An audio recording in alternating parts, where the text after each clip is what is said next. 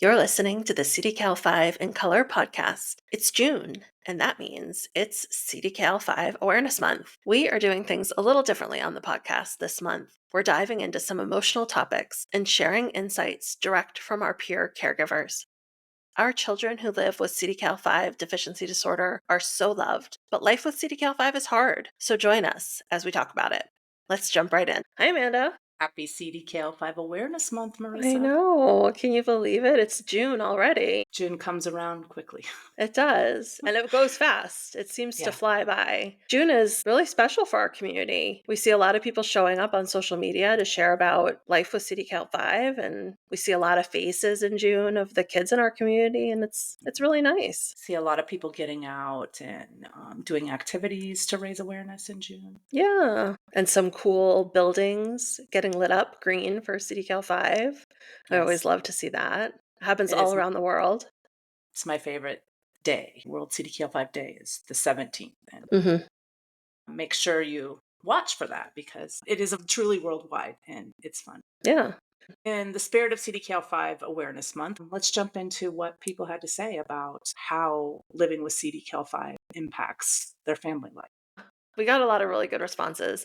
And when I looked at the responses that we got, they really fit into 4 sort of distinct themes. Those were an impact on respite or having support in actually caregiving for your child. There was an impact in siblings and how siblings are affected by life with CDKL5 and having a sibling with CDKL5. People also talked about the impact that this disease has on being able to be flexible and making plans as a family and that type of thing. And then there was an emotional component that having CDKL5 in your family really has an impact on how you're feeling emotions like stress and anxiety and worry. So what we're going to do is we're going to read some of what people wrote, some quotes from our peer caregivers, and we'll do some reflecting on them. If you're listening and you are a CDKL5 caregiver, you probably can relate to what your peers are saying.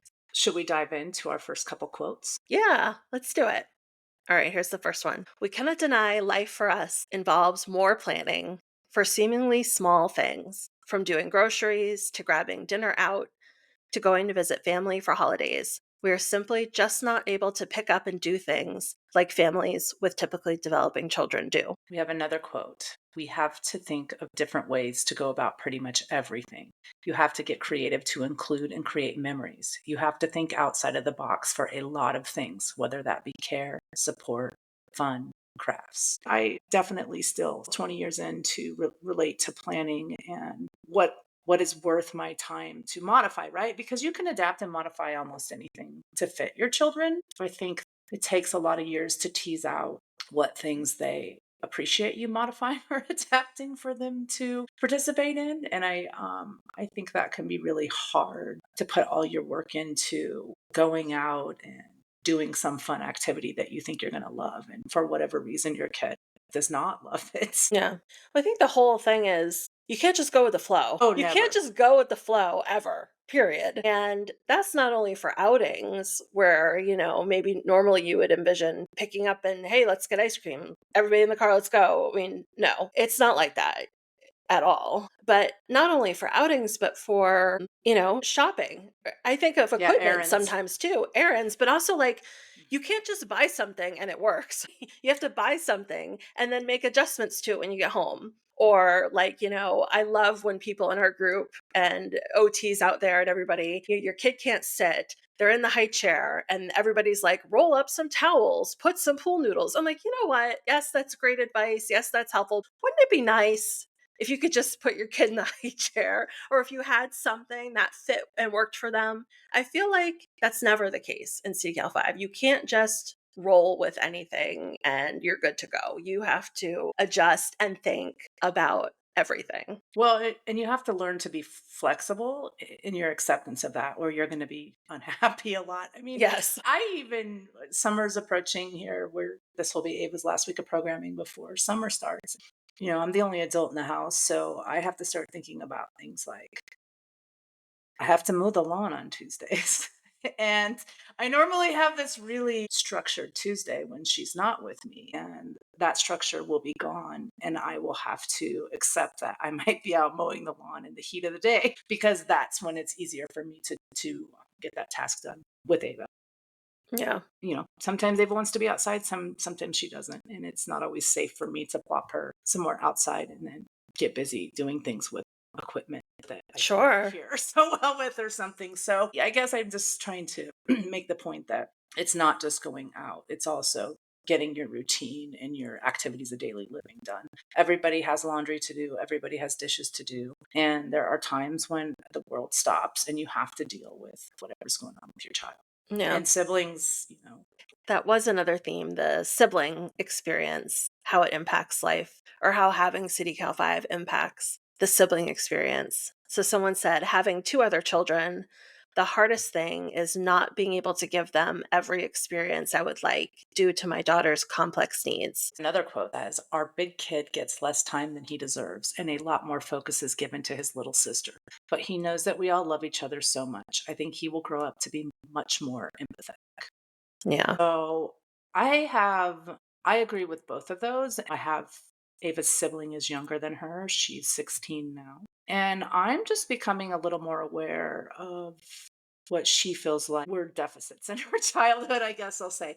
There was no limitations that we placed on her because of her sister. However, we were very limited in how we lived life because of her sister. Like it was always conquer and divide. And I think as she's getting older and maybe getting out in the world more and seeing different scenarios in life, she's starting to realize just how different things were. And also how even the time focused on her was split. So, we're just kind of starting to roll through that kind of stuff. I think even for us as caregivers, we don't fully appreciate the impact that raising a child like this is having on us. Yeah. I think about that a lot. Like, what is our normal? When I really take time to step back and reflect on it, it is really far from what is the general experience of normal, or what was normal for me growing up, or what I expected would be normal for my family. It is really far from that. And I don't really think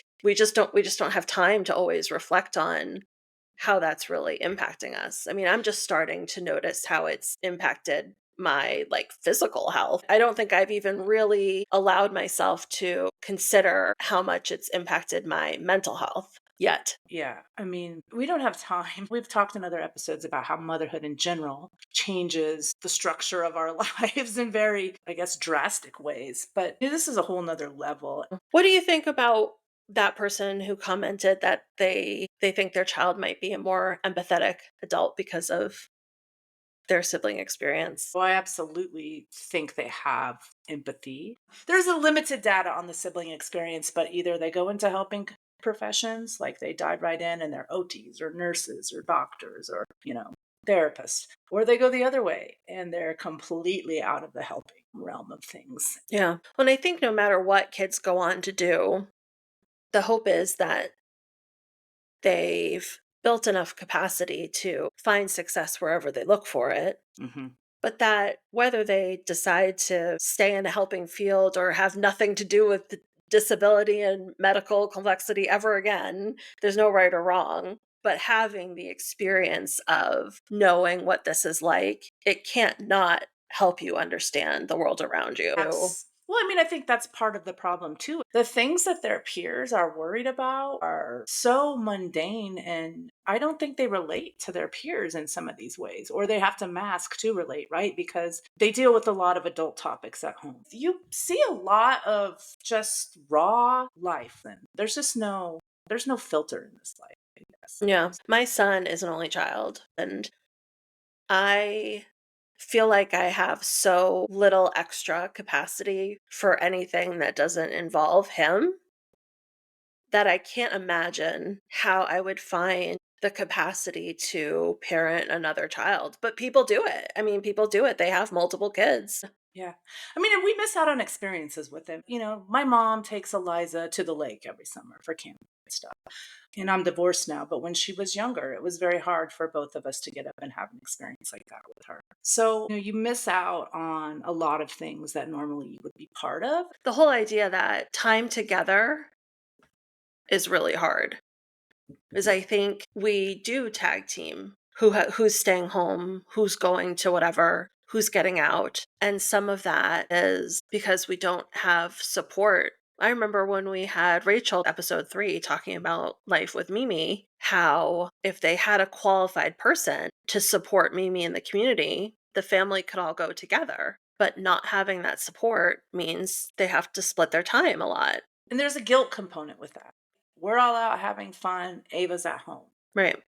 I am usually okay with that, but I do feel like sometimes Eliza felt a little bit guilty that, like, whoa, look at this. Look what we can do when sister's not with us. But, Yeah.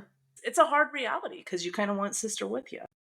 So Sure. And the same thing as for adults. So, one of the other themes was about respite. And let's read those. We are at the beginning stages of CDKL5 life, but I think the biggest change is my husband and I can never go on a date or hang out with friends without the kids because we don't have anyone to watch our daughter. I can count on one hand how many times my husband and I have left the house alone together. We are constantly tag teaming my son's care. Yeah, it's constant. Being able to maintain your own relationships as an adult, your Mhm. marriage relationship, your friendship relationships, you're not able to go and spend time with your people outside of your house because finding someone qualified to care for your child who has CDKL5 sometimes feels impossible. Yeah. Well, and you're so constrained. If you do get help or can get out, it's not like you have the autonomy to sit down and have a conversation for 3 hours. Like, time is limited. And usually I'm out trying to do two other things while I'm enjoying myself because I need to stop at X or Y or Z. And I think too, like, I feel like a lot of the friends that I spent a lot of time with before having children, most of them aren't even part of my life anymore because we diverged on such a different path. And, I'll just throw it out there. I'm divorced. It's very high divorce rates in the US anyway, like 50% or something. But when you pull in the special needs, it's over 80. It's like 84. It's some insane amounts. When Gregory got his diagnosis, this story always makes me laugh because it's just so ridiculous. When he got the diagnosis, my pediatrician called me on the phone and he said, I heard about the CDKL5, right? I heard. Uh-huh. And he goes, you got to get in marriage therapy with your husband now. That's the first thing he said to me. And I said, what? What? You got to get this stuff kills marriages. You got to get in marriage therapy now. And I was like, my God, okay. Yeah, he called me on the phone to say that. And this kind of thing, I'll never forget, it kills marriages. And I was just like, oh my God. Interesting. He was thinking of you two as adults and not just Yeah. the child, as the family unit, I guess.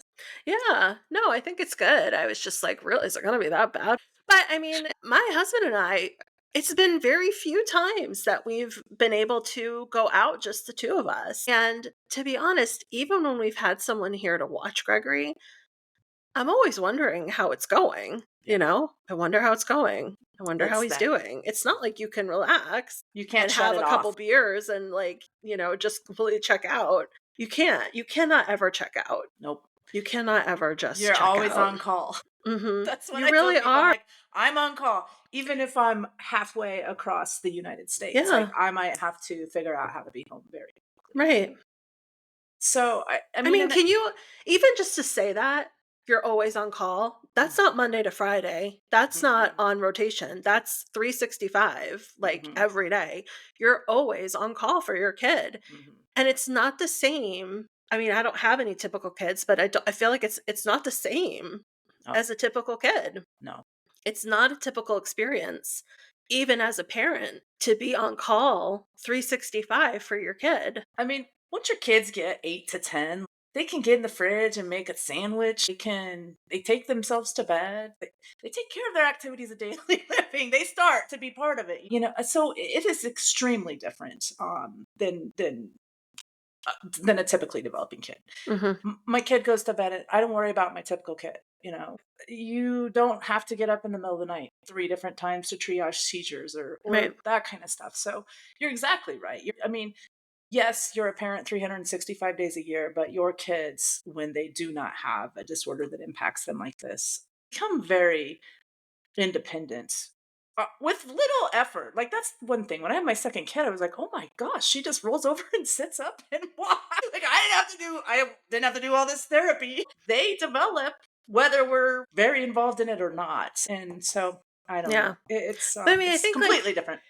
when you think about, when we were talking earlier about not fully understanding the effect that having a child with CDKL5 has on your physical mental health, just that statement right there of you're on call 365, 24/7, 365. It's really shocking when you think about it.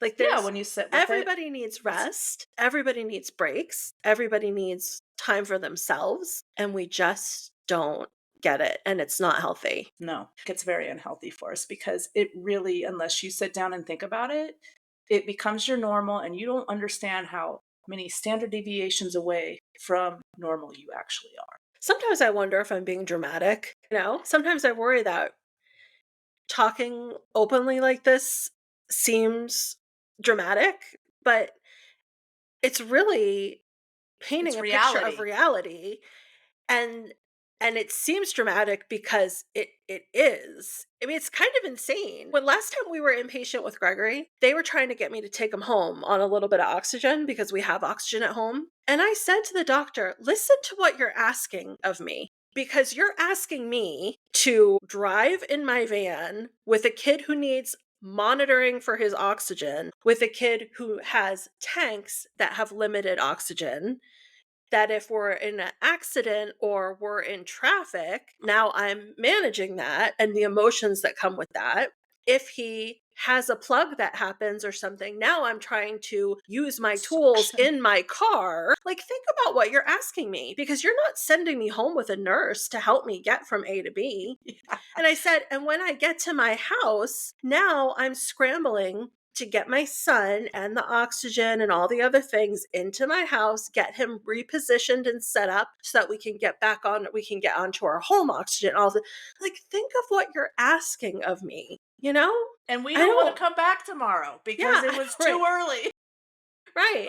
Like, but I just think we are asked to do so much, and nobody thinks about the full picture of what all those asks are, because you've got neuro asks this, and Pulm asks this of you, and school asks this of you, and your siblings ask this of you, and your spouse asks this of you, and your job, if you have one, asks this of you, and all of these things ask of you as the primary caregiver, and nobody looks at that as the whole picture, knowing you haven't slept a full night in weeks, in months, in Maybe years. years. It's just, I don't know. I don't know my Extreme point, parenting. but it is extreme. It's like I don't know what it is, but it is not healthy.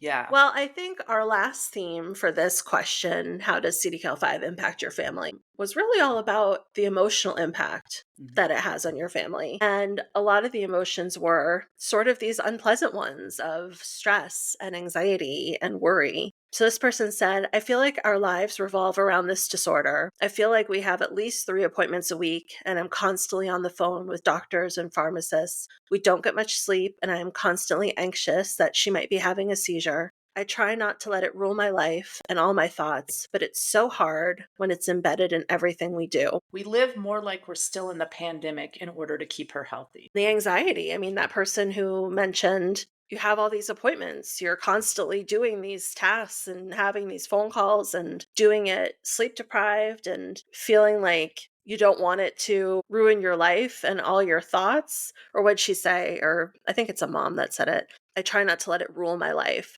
but it's so hard when it's embedded in everything." I mean, it's so true. How can Yeah. you not?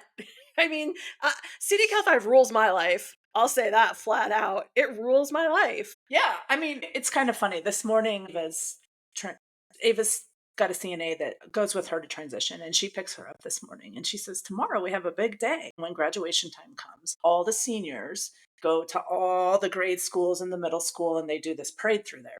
So she's like, "Ava's going to go with us tomorrow." She's like, she's kind of a superstar. And I'm like, oh yeah, Ava's been in this district her whole life. She's been in a lot of different buildings and many people know her. So and the reason I bring this up and I'm laughing is because my identity in this place I've lived for 25, 30 years. I don't even know. I've been here a long time. It is as Ava's mom. And I'm not sure how to feel about that. It's Yeah, very even her. rare Yeah, you just get to be your own. It's person. rare you get to be your own Mhm. person. Yeah. You feel kind of invisible. Yeah. It's hard. And we It's hard. appreciate people sharing their thoughts about it with us Yes. to raise awareness. I mean, we have to talk about this stuff, the Yeah. hard stuff. It's the hard stuff. I look forward to continuing to dive into caregiver experiences for our June Awareness Month. So I think next week we're talking about support and what that looks like. Yes, you're right. So we'll be able to dive a little bit more into maybe the nuance of why we do or don't get out and have respite. Awesome. All right. Thanks, Okay. Amanda. Thank you. It was good to see you. You too. Thanks for listening. We hope you'll follow us on social media at CDKL5 in color on Instagram, Facebook, and LinkedIn, and visit us online at www.cdkl5incolor.com. Have questions or a topic you'd like us to chat about? Would you like to be a guest on our podcast? Email us cdkl5incolor at gmail.com and we'll be in touch. Until next time.